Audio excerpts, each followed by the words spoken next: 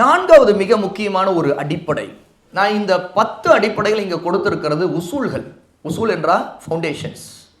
இந்த தீனை நம்ம கற்றுக்கொள்வதற்கும் இதில் நம்முடைய காரியங்களை சீர்படுத்துவதற்கு இந்த ஃபவுண்டேஷன் இல்லாமல், இந்த அடிப்படைகள் உசூல்கள் இல்லாமல் எந்த காரியம் சீராகாது. நம்முடைய உள்ள சீர்திருத்தமும் நம்முடைய செயல்களின் சீர்திருத்தம் இதன் மீது தான் இருக்குது. அதில் நான்காவது அல்லாஹ்வுக்கு நம்முடைய தூதருக்கு கட்டுப்படுறது. இதாஅத்துல்லாஹ் இதாஅத்துர் ரசூல். அப்போ கட்டுப்பாடு கீழ்ப்படிதல் இல்லாம எதுவுமே சீராகாது. ஈமான் முழுமை அடையாது, அமல்கள் அல்லாஹ்வுடைய ஏற்கப்படாது, நம்முடைய மார்க்கம் சரியாக நம்முடைய வாழ்க்கையில் நிலைக்காது. அப்ப இதாஅத் இருக்க வேண்டும். எப்படி அது வரும்? அல்லாஹ் என்ன சொன்னான்னு பார்க்கணும். அல்லாஹ்வுடைய நபி ஸல்லல்லாஹு அலைஹி வஸல்லம் என்ன சொன்னாங்க, செய்தாங்க, எதை ஏற்றுக்கொண்டாங்க, அங்கீகரிச்சாங்க, அதை பார்க்கணும். இதுக்கு முதல் ஆதாரம் அல்லாஹ் தஆலா சூரா அன்-நிசா 59வது ஆயா, யா அய்யுஹல்லதீன ஆமனூ அதீஉல்லாஹ வ அதீஉர் ரசூல். ஈமான் கொண்டவர்களே என்று அழைக்கிறான். யாரை? நம்மைத்தான். ஏன்னா ஈமான் உள்ளவங்க நாம தான். யா அய்யுல் காஃபிரூன் அல்லாஹ் சொல்லலை, யா அய்யுஹல்லதீன ஆமனூ என்று சொல்றான். அப்ப ஈமான் கொண்டனா நம்மை நோக்கி அல்லாஹ் கூப்பிடுறான். அதீஉல்லாஹ், அல்லாஹ்வுக்கு கீழ்ப்படியுங்கள். அதீஉர் ரசூல், ரசூலுக்கு கீழ்ப்படிந்து விடுங்கள். இமாம் இப்னு கஸீர் ரஹிமஹுல்லாஹ் என்ன சொல்றாங்க பாருங்க, அல்லாஹ்வுக்கு கீழ்ப்படிதல் அப்படின்னா என்ன தெரியுமா? குர்ஆனை பின்பற்றணும். ரசூலுக்கு கீழ்ப்படிவது என்றால் என்ன? சுன்னாவை பின்பற்றணும். ஷேக் அல் அல்லாமா கடந்த நூற்றாண்டுடைய மிகப்பெரிய அல் இமாம் இப்னு பாஸ் ரஹிமஹுல்லாஹ் அவங்க சொல்றாங்க, ஒரு மனிதனுடைய வெற்றி அல்லாஹ்வும் அவருடைய ரசூலும் அவர்களுக்கு அவனுக்கு என்ன கட்டளையிட்டு இருக்காங்களோ அதை பின்பற்றுவது தான் இருக்குது. ஏன்னா அல்லாஹ் கட்டுப்பட சொல்லியிருக்கான், கீழ்ப்படி சொல்லியிருக்கான், ரசூலுக்கு கீழ்ப்படி சொல்லியிருக்கான், அதில் தான் வெற்றி இருக்குது. அப்போ கீழ்ப்படிதல்ங்கிறது தான் உண்மையான ஈமானுடைய அடையாளம். எப்போல்லாம் நம்ம அல்லாஹ்வுக்கு மாறி செய்யணும், அப்போ நம்முடைய ஈமான் பலவீனமாக இருக்குன்னு அர்த்தம். ஈமான் உண்மையான நல்ல நிலையில் இருக்குன்னா கீழ்ப்படிதல் இருந்துகிட்டே இருக்கணும். பாருங்க அல்லாஹ் தஆலா சொல்றான், ஃபலா வரப்பிக லா யுமினூன ஹத்தா யுஹக்கிமூக ஃபீமா ஷஜர பைனஹும். நபியே, உங்கள் இறைவன் மீது சத்தியமாக. அல்லாஹ் தன் நபியிடம் சொல்லும்போது தன் மீது சத்தியமிட்டு சொல்றாங்க. கவனிங்க, ஃபலா வரப்பிக, நபியே உங்கள் ரட்சகன் இறைவன் ரப்பின் மீது சத்தியமாக, அவர்கள் தங்களுக்குள் வரக்கூடிய விவகாரங்கள், பிரச்சனைகள்ல, கருத்து வேறுபாடுகளை உங்களை நீதிபதியாக நியமித்து நீங்கள் சொல்லக்கூடிய தீர்ப்பை மனப்பூர்வமாக ஏற்றுக்கொள்ளாதவரை லா யுமினூன், அவர்கள் உண்மையான ஈமான் கொண்டவர்களாக ஆக முடியாது. அப்ப கீழ்ப்படிதல்ல தான் ஈமானுடைய அடையாளம் இருக்குது. அதான் உண்மையான ஈமான். அப்ப ரசூலுல்லாஹ்வுடைய தீர்ப்புன்னு வந்துருச்சா அதை ஏற்றுக்கொள்ளணும், திருப்தி அடையணும். அதிருப்தியோடு இருக்கக்கூடாது, திருப்தி அடையணும், முழுமையா ஒப்பு கொடுத்துடணும், அர்ப்பணிக்கணும். அதில் நம்ம மனசால வெறுத்துக்கிட்டு சும்மா ஒரு பேருக்கு நானும் கட்டுப்படுறேன்னு காட்டுறதில்லை. அது நடிப்பு, அது நிஃபாக். நிஃபாக்னு என்ன? நயவஞ்சகம், ஹிப்போக்ரிசி. அப்போ உண்மையான ஈமானோடு இருக்க வேண்டும்னா இந்த அடிப்படை மிக முக்கியம். ரசூலுல்லாஹ்வுடைய ஹதீஸை கவனிங்க, குல்லு உம்மதி யதுகுலூனல் ஜன்னத இல்லா மன் அபா. என்னுடைய உம்மத்தில், என்னுடைய சமுதாயத்தில் எல்லோரும் சொர்க்கம் செல்வார்கள், ஆனால் என்னை மறுத்தவர்கள் தவிர. சஹாபா கேட்குறாங்க, யார் ரசூலுல்லாஹ், யார் மறுக்கிறார்கள்? மறுப்பதென்றால் என்ன அப்படின்னு ரசூலுல்லாஹ் சொல்றாங்க, மன் அதாஅனி தஹலல் ஜன்னah, யார் எனக்கு கீழ்ப்படிந்தார்களோ அவர்கள் சொர்க்கத்தில் நுழைவார்கள். ஒமன் அசானி, யார் எனக்கு மாறு செய்தார்களோ ஃபகத் அபா, அவர்கள் தான் என்னை மறுத்தவர்கள் அப்படிங்கிறாங்க. இப்போ மறுப்பது என்பது அல்லாஹ்வுக்கு மாறு, அல்லாஹ்வுடைய நபிக்கு மாறு செய்யறது. அப்போ ஒருத்தர் மறுத்து விட்டு சொர்க்கம் போக முடியுமா? போக முடியாது. அப்போ கீழ்ப்படிதல்ல அல்லாஹ் கீழ்ப்படிவதோடு நபிக்கு கீழ்ப்படிவது சொர்க்கத்திற்கு வழியா இருக்கக்கூடிய ஒன்று, நபிக்கு மாறு செய்வது நரகத்திற்கு காரணமா இருக்கக்கூடிய ஒன்று.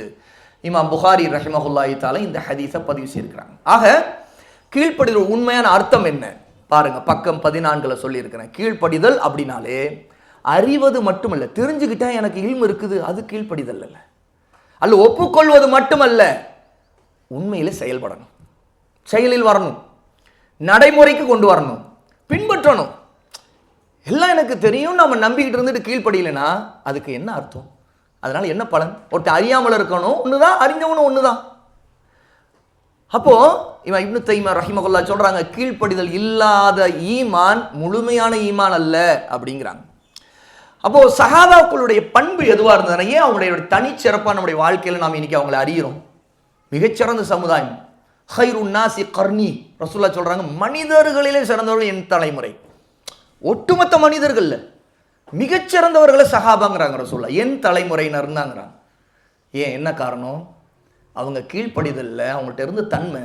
ரசூலுல்லாஹ் ஒரு கட்டளை இட்டாங்கன்னா ஒரு சஹாபி அந்த சொன்ன நேரத்தில் சமிஅனா வ அத்தானா அப்படின்னா, அதே நேரத்தில் குர்ஆனுடைய ஆயத்து அல்லாஹ் தஆலா இறக்குறான், இதே வாசகத்தை வச்சு சஹாபாக்குடைய வாயிலிருந்து வந்த அதே வாசகம் வஹியாக அல்லாஹ்விலிருந்து இறக்கப்படுது.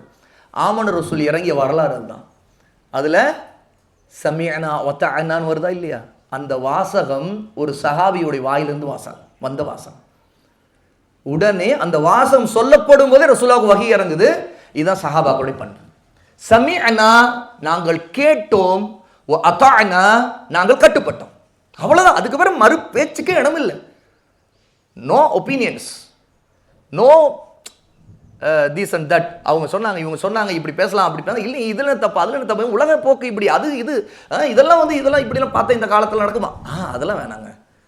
நமக்கு என்ன, கேட்டோம். சமிஅனா வ அத்தானா, இதுதான் சஹாபாக்களுடைய பண்பாக இருந்தது. அப்போ சஹாபாக்கள் விவாதிக்கலை. பக்கம் 15 சம்பவத்தின் பாடம் சொல்லியிருக்கேன் பாருங்க. அவங்க தர்க்கம் பண்ணல, அவங்க லேட் பண்ணவும் இல்லை, தாமதிக்கவும் இல்லை, மாத்தலை, அது இப்படி அப்படி, உடனே இம்மீடியட் இன்ஸ்டன்ட் ஒபீடியன்ஸ். அதான் அவங்களுடைய தனித்தன்மை. இந்த 4வது உசூல் ரொம்ப முக்கியமானது. ஏன்னா இதில் தான் நம்முடைய பிரச்சனை வருது. என்னுடைய பிரச்சனையால் தான், எல்லாருடைய பிரச்சனையால் தானே நம்முடைய எல்லாருடைய பிரச்சனையும். கீழ்ப்படிதல் உடனே இருக்கா, தாமதப்படுத்தும். அப்போ இது வழிகேடு. அப்போ இதுதான் சலஃபு சாலிஹினுடைய மன்ஹஜ். என்னன்னா உடனே கீழ்ப்படிது. சலஃப்னா யாரு? சஹாபா. அவங்களை பின்பற்றியவங்களை தான் சாலிஹூன். அஸ்ஸலஃபு சாலிஹ் என்று சொன்னால் சஹாபாக்களை பின்பற்றி நல்லவர்கள். அவங்களுடைய மன்ஹஜ் என்ற வழிமுறை என்னன்னா இதுதான். இதை சலஃபியான்னு சொல்லப்படும். உடனே கீழ்ப்படிவது. அப்ப கேஸ் ஸ்டடி பாருங்க. ஒரு நிறுவனம் அல்ல எதுவா இருக்கலாம், விதிமுறைகள் இல்லாம இயங்காது, உண்மைதானே? தலைமைக்கு கீழ்ப்படிதல் அவசியம். அப்போ அதே மாதிரிதான் மனித வாழ்க்கையில அல்லாஹ்வுடைய வழிகாட்டுதல் இல்லாம எந்த காரியமும் சரியாக ஆகாது, செல்லாது. மனிதன் தன் விருப்பப்படி வாழ்ந்தா என்ன ஆகும்? குழப்பம்தான், முரண்பாடு, வழித வருவான், தர்க்கம், ஆளுக்கு ஒரு கருத்து, ஒத்த கருத்தே வராது. அப்ப கீழ்ப்படிதல் வந்துருச்சுன்னா, அல்லாஹ்வுக்கு ரசூல் கட்டுப்பட்டுனா எல்லாத்துலயும் தெளிவு, பாதுகாப்பு, நேர்வழி கிடைச்சோம். அப்போ இந்த விஷயத்தை இந்த தலைப்புக்குள்ள கவனிக்க வேண்டிய மிக முக்கியம். கடைசியா ஒரு ஆயத்து கொடுத்துருக்கிறேன், கவனிங்க. وَمَا كَانَ لِمُؤْمِنٍ وَلَا مُؤْمِنَةٍ إِذَا قَضَى اللَّهُ وَرَسُولُهُ أَمْرًا أَن يَكُونَ لَهُمُ الْخِيَرَةُ مِنْ أَمْرِهِمْ. அல்லாஹ்வும் அவருடைய தூதரும் ஏதேனும் ஒரு விஷயத்தில் கட்டளையிட்டு தீர்ப்பளித்து விட்டால் அதற்கு பிறகு முஃமினான ஆணுக்கோ பெண்ணுக்கோ வேறு அபிப்பிராயம் சொல்வதற்கு எந்த அருகதையும் இல்லை. இது அல்லாஹ் தஆலா சொல்ற சட்டம். சூரத்துல் அஹ்ஸாப் 33வது சூறாவுடைய 36வது வசனத்தில் அல்லாஹ் தஆலா நமக்கு இதை எச்சரிக்கை. அப்போ நம்முடைய ஒப்பீனியன்கிறது தீனுடைய விஷயம் வரும்போது நம்முடைய ஒப்பீனியனை முன்வைக்கக்கூடாது. உலக விஷயங்கள்ல அல்லாஹ் ஹலாலாக்கிய உணவு தான். ஒருத்தர் ஒப்பீனியன் இருக்கும், எனக்கு இது பிடிக்கும், இன்னொருத்தர் சொல்வார் எனக்கு இது பிடிக்காது, எனக்கு இது இந்த டேஸ்ட் பிடிக்காது. இட் இஸ் அவர் தேர் விஷ், நோ இஷ்யூ. அதெல்லாம் உலக விஷயங்கள். தீனுடைய விஷயம் வருது, அமல் சம்பந்தப்பட்டதாக இருக்குது, மறுமை சம்பந்தப்பட்டதாக இருக்குது அப்படின்னா அப்போ அல்லாஹ்வும் ரசூலும் என்ன சொன்னாங்க அதுக்கு தான் நம்ம கட்டுப்பண்ணது. நம்முடைய ஒப்பீனியன்ஸ் எதுக்கும் அல்லாஹ்வுக்கு முன்னாடி ரசூலுக்கு முன்னாடி கொஞ்சம் கூட மரியாதையே இல்லை அப்படின்னு நம்ம நம்பணும். பாரக்கல்லாஹு ஃபீக்கும்.